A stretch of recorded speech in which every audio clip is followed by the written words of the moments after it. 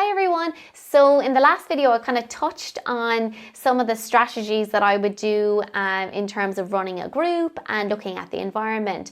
And we also talked a little bit around that kind of basic understanding around sensory integration. So now I'm going to specifically talk around strategies that you can use when you're running a group with kids. So what I would say is when I'm running a group with kids, I really think about the environment in general. How distracting is it? Are we in a space that they can focus on me and focus on what I'm doing, or are they looking behind me and what's going on around me? So you really want to think about that, and then you want to think about the different options for seating. So if we're going to be at the table, what if kids are finding it really hard to sit still? Could they sit on one of the sensory cushions? Could I give them a weighted lap pad?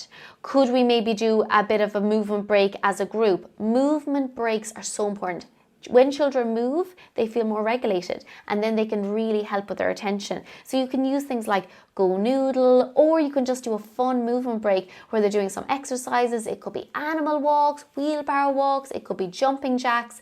Get them up and moving, and then try and do your story time and see if they're a little bit more focused for it.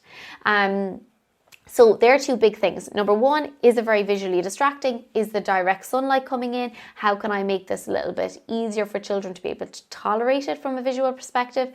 Where am I positioned? Is there something behind me that's very distracting? And how can I build movement into our group time? So I would do it throughout. Are we moving around? Are we feeling regulated? If some children find it easier to pace around the room or they need movement more, then you need to decide on that before you run the group. Am I happy with children moving around the room? Normally I just let children move. Normally they're listening better when they are moving. So if they aren't distracting others and you're able to incorporate it in, that is so inclusive and important.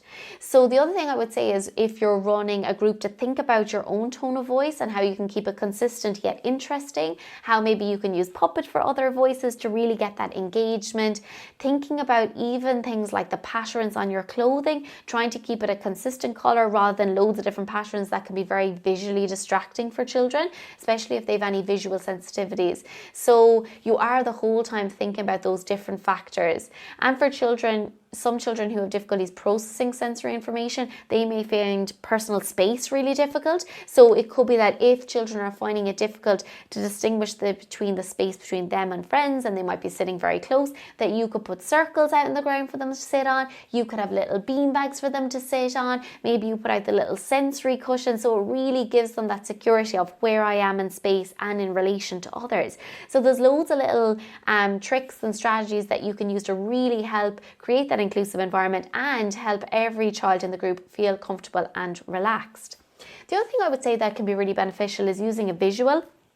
So if you could use a visual schedule if you're doing a number of activities, or even just a visual of what's going to happen. So we're going to come into the library, we're going to do group time, we're going to do some exercises, and then we're going to go home. That kind of predictability around the schedule and knowing the schedule can really help some kids feel regulated and calm around, okay, this is the plan. I'm not going to be here all day. I'm going to be here for my story time, and then I'm going to be picked up.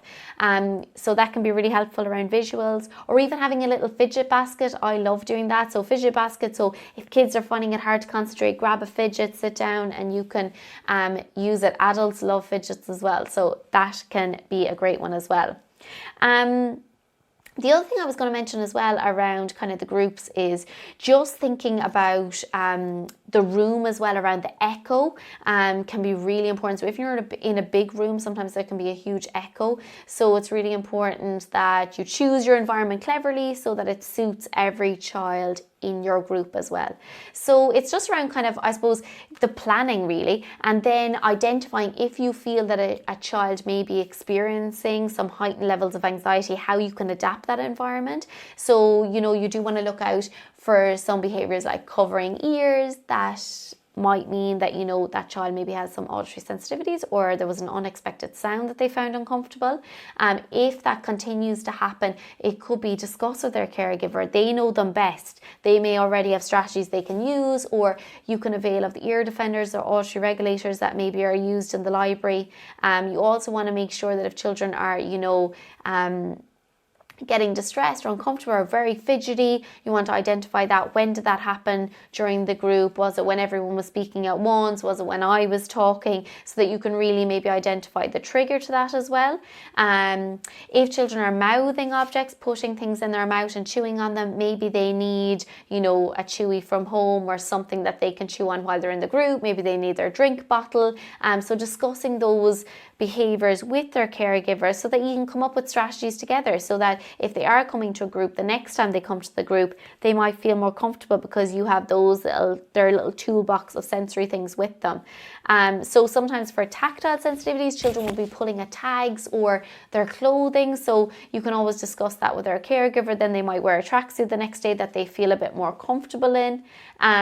So they're like some of the behaviors you might see. There are tons of different resources around sensory integration. I'm going to attach some of the links so you could do further like learning around it if this is something you're interested in. But it's just something I kind of wanted to touch on because I think it's very important if you are running groups to have a few of those sensory strategies that you can use. So I hope you found these strategies really helpful. If you have any questions, please comment below, and thank you for watching.